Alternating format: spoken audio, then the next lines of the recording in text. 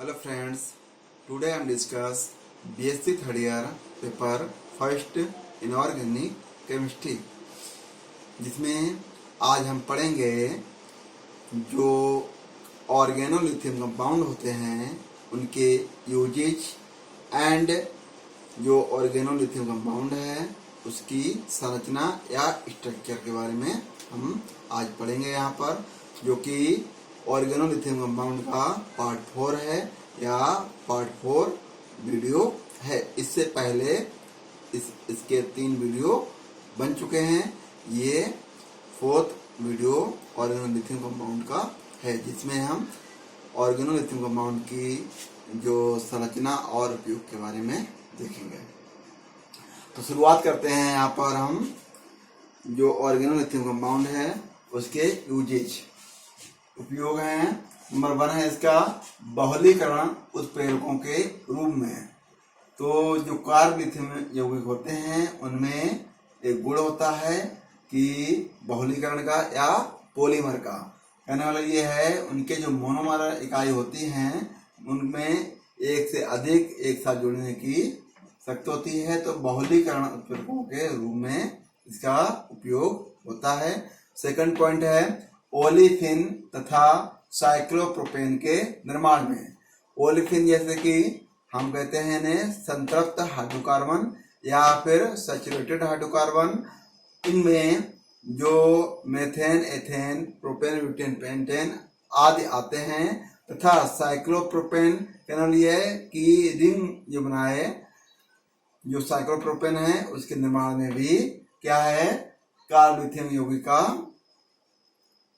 ये यूजेज होता है। आप देखेंगे पॉइंट नंबर 3 लिथियम एसिटिलाइड। जो लिथियम एसिटिलाइड है वो विटामिन ए के निर्माण में प्लेसिडिल, और जो प्लेसिडिल होता है वो क्या होगी शांत करने वाली दवा ट्रांक्यूलाइजर के उत्पादन में भी कार्बोलिथियम यौगिकों का जो उपयोग होता है। अब हम देखेंगे पॉइंट नंबर 4 फेनिल लिथियम। कार्बनिक यौगिकों में फेनिल समूह जोड़ने में। कहना ये है कि जो फेनिल लिथियम होता है उसका उपयोग कहाँ पर होगा कि जो कार्बनिक यौगिक होंगे उनमें फेनिल समूह जोड़ने के लिए होता है।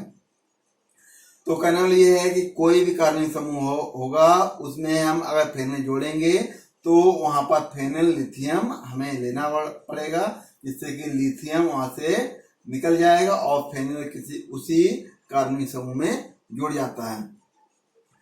तो ये जो 4 पॉइंट हैं कार्बोलिथियम यौगिकों के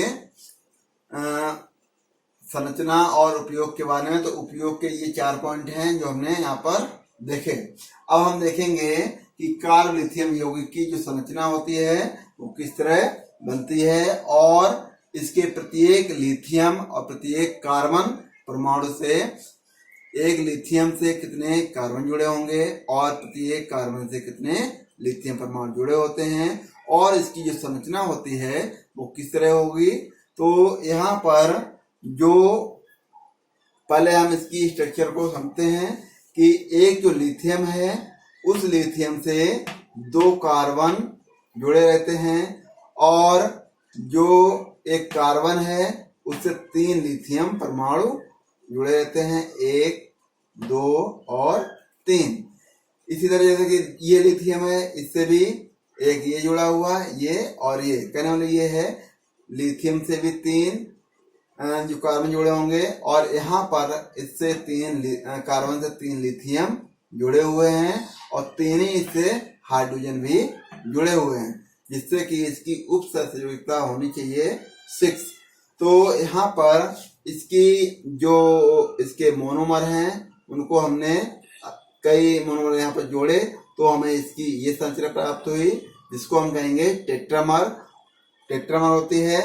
तो यहाँ पर जो स्ट्रक्चर ऑफ CH3Li का घोल फॉर्म ये है कि मेथिल लिथियम की ये 4 इकाई हैं और 4 इकाई आपस में जुड़ते हैं, तो यहाँ पर ये टेट्रामर संरचना प्राप्त होती है।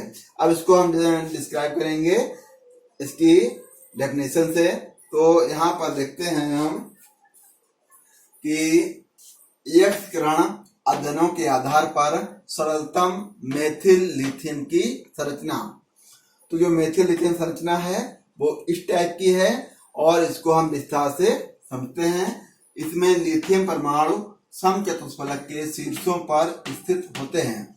कहने वाले ये हुआ कि ये जो पूरा जो फिगर है उसमें एक समचतुष्फलक, कहने वाले ये है इनके आमने सामने की जो भुजाएं होती हैं वो समान होंगी, उसके शीर्ष पर लिथियम परमाणु होता है। और ये देखिए इस तरह ये एक समचतुष्फलक है और इसी तरह ये भी एक समचतुष्फलक है। कहने वाले ये हुआ कि अगर हम ध्यान से देखें तो ये एक क्या है, टेट्रामर है और ये जो डॉटेड लाइन है वो पीछे की जो हमको दिखाई नहीं देती है वो वाले उसकी लाइन को हमने डॉटेड लाइन से यहाँ पर खींचा हुआ है। तो जिस तरह एक ऑयल का जो कंटेनर होता है उस टाइप की ये एक पूरी संरचना होती है। तो इस जो डॉटेड लाइन है ये पीछे की लाइन है, तो ये एक क्या है, समचतुष्फलक है और ये एक समचतुष्फलक है। प्रत्येक को एक दूसरे से यहाँ पर जोड़ दिया है। अब हम आगे देखते हैं कि लिथियम परमाणु समचतुष्फलक के शीर्षों पर स्थित होता है। जैसे एक यहाँ पर और ये इसके शीर्ष हैं।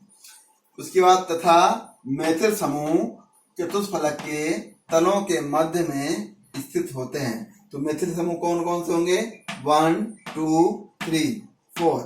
तो ये मेथिल समूह हैं और इनसे प्रत्येक मेथिल समूह से 3 लिथियम परमाणु जुड़े होंगे और 3 यहाँ पर हाइड्रोजन परमाणु इनसे जुड़े रहते हैं। आगे देखते हैं, यहाँ पर प्रत्येक मेथिल समूह 3 लिथियम परमाणु से जुड़ा रहता है। यह चतुष्फलक या टेट्रामर इसे कहेंगे। ये क्या है, चतुष्फलक है और इसी को हम कहते हैं टेट्रामर। तो जो चतुष्फलक है CH3Li का गोल 4 के रूप में रहता है। प्रत्येक कार्बन परमाणु 3 हाइड्रोजन परमाणुओं जो कि CH3 में तथा 3 लिथियम परमाणुओं के समान निकटवर्ती है। जैसे कि हमने बताया कि प्रत्येक कार्बन 3 लिथियम परमाणुओं से जुड़ा होगा और 3 ही, अगर हम कहें यहाँ पर कि 3 मेथिल समूह में जैसे होता है तो उसी तरह यहाँ पर हाइड्रोजन भी यहाँ से इस तरह जुड़ सकते हैं। तो 3 लिथियम परमाणु और 3 हाइड्रोजन, इस तरह कार्बन की जो उप संयोजक संख्या होनी चाहिए वो 6 होनी चाहिए। तो इसकी इस तरह ये संरचना होती है। आगे हम देखते हैं कि यहाँ पर ये तो मेथिल लिथियम जो है सरलतम, उसकी 4 इकाइयां लेकर एक संरचना बनाई गई है जो कि इस टाइप की दिख रही है। इसके अलावा जैसे कि यहाँ पर हम देखते हैं टेबल के माध्यम से कि कुछ कंपाउंड दिए हैं और उनकी संरचना किस तरह होगी। तो यहाँ पर देखते हैं कि जो CCH3 का गोल थ्राइस Li, तो यहाँ पर जो इसकी संरचना होगी इस कंपाउंड की वो क्या होगी, टेट्रामर होगी। अब देखते हैं यहाँ पर CH3 का गोल ट्वाइस सिंगल बॉन्ड Li, तो यहाँ पर इसकी जो संरचना होती है वो हेक्सामर होती है। यहाँ पर CSiMe3 का whole thrice single bond Li, तो इस जो कंपाउंड है, ये जो कंपाउंड है उसकी जो संरचना होगी वो डाइमर होगी। और जो CHSiMe3 का गोल ट्वाइस सिंगल बॉन्ड Li, इसकी जो संरचना होती है वो होती है पॉलीमेरिक चैन या बहुलकी श्रृंखला, इसकी संरचना होती है।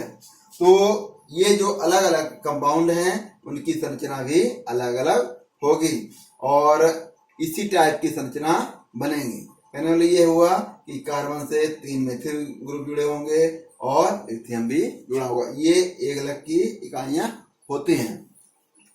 तो यहाँ पर आज हमने कार्ब लिथियम यौगिकों के उपयोग और उसकी संरचना को हमने विस्तार से समझा है। तो प्रत्येक जो आपका कार्बन 3 लिथियम से 3 हाइड्रोजन से जुड़ा होगा और प्रत्येक लिथियम क्या है 3 कार्बन से जुड़ा रहता है।